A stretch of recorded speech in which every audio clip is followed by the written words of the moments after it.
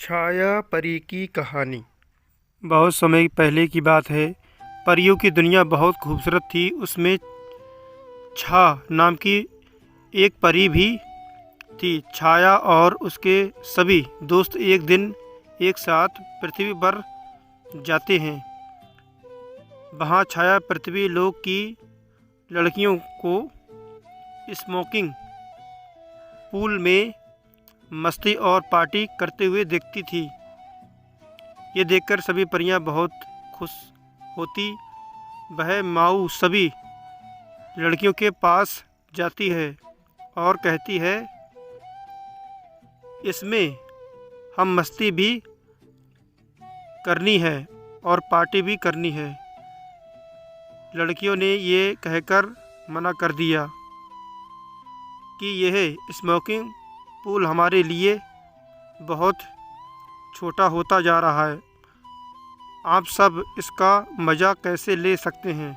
ये सुनकर सभी परियां उदास हो जाती हैं और परीलोक लौट जाती हैं। अब परीलोक पहुंचने के बाद सभी परियां रानी परी के पास जाती हैं और उससे जादू की छड़ी मांगती हैं। रानी परी उससे कहती है, तुम लोग अभी सिर्फ 16 साल के हो। परियों को 18 साल की उम्र के बाद ही जादू की छड़ी दी जाती है। ये सुनकर सभी परियां मायूस रह जाती हैं। तभी छाया परी कहती है, कल मैं अपनी माँ की छड़ी लेकर आऊँगी, फिर हम सब पूल पार्टी भी करेंगे। ये सुनकर सभी परियां प्रसन्न हो जाती हैं। दूसरे दिन छाया परी अपनी माँ की छड़ी लेकर आती है। सभी परियां धरती पर छड़ी का उपयोग करना जानते हैं। छाया परी कहती है, एक बार माँ को इसे चलाते हुए देखा है और वह उसे लिपस्टिक की मदद से स्विमिंग पूल बना देती है।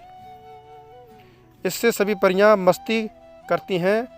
खूब खाना पीना होता है। शाम होने को होती है, इसलिए सभी लोग परीलोक लौट आते हैं। अगले दिन सभी परियां मस्ती करने के लिए वापस आती हैं। तभी वहाँ से कालू नाम का एक शख्स गुजर रहा होता है। वह परियों को मस्ती करते हुए देखता है तो सोचता है, अगर मैं इन लड़कियों को काली चुड़ैल को सौंप दूँ तो वह मुझे बहुत सारा पैसा देगी। ऐसा सोचकर वह काली डायन को लेने पहुंच जाता है। जब सारी परियां देखती हैं कि रात होने वाली है, इसलिए वह छाया परी को जाने के लिए कहती है। इन सभी का जाना तय है। एक जंगल में 2 सींगों वाला शैतान रहता था। वो बहुत ही खतरनाक था।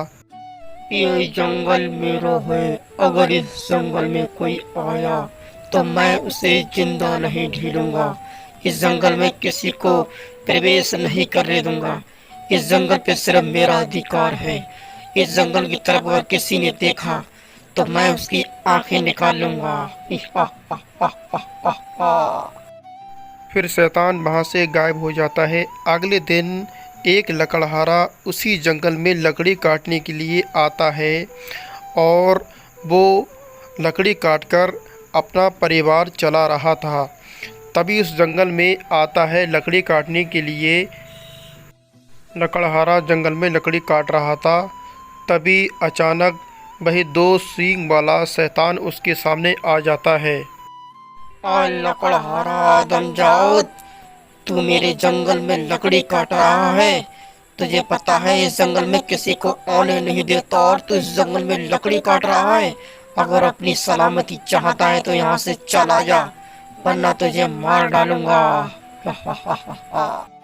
उस शैतान के लंबे लंबे सींग और दांत देखकर लकड़हारा बहुत ज़्यादा डर जाता है, घबराने लगता है और उससे कहता है, महाराज, मुझे पता नहीं था कि ये जंगल आपका है।